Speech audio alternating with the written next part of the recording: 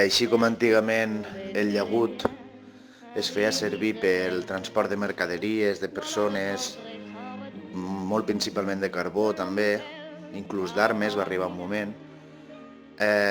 Avui en dia, bàsicament, serveix per remar.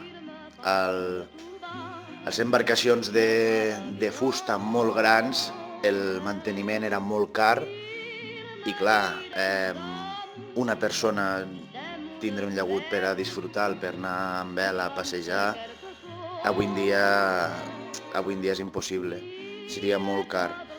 Llavors el llagut d'avui en dia és de fibra de vidre, ja ha deixat de ser de fusta i serveix per remar, per competir a la Lliga Catalana, que és per tota Catalunya, i bàsicament el que ens queda del llagut original és això.